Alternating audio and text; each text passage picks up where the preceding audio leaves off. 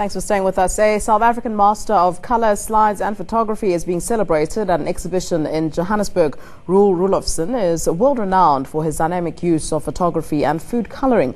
Now in his 80s, his works are being showcased for the first time in South Africa by the Stephan Welz and Co studio in Sandton Square, Johannesburg. The work of a forgotten master. Roelofsen relocated to South Africa in 1960 and took up photography as a hobby.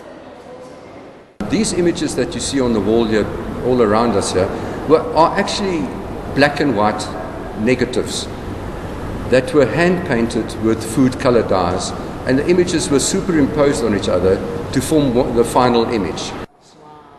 This tiny slide is in fact a picture of Hans as a young boy on a bike. The pattern on it is part of a montage of images that Roelofsen painstakingly combined and painted with food colouring. The images were made nearly 40 years ago, but they have a modern feel and capture the energy of the construction boom in Joburg at the time. Susan, you have decided to exhibit Roel's work. What made you take on that decision?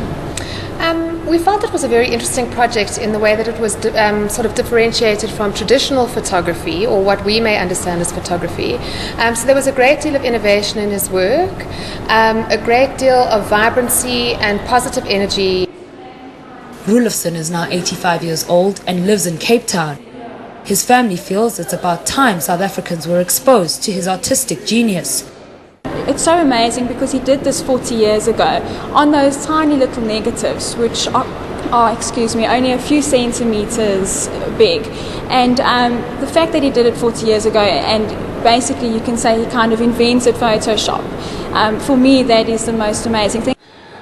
His work will remain on display in Sandton until the end of the month.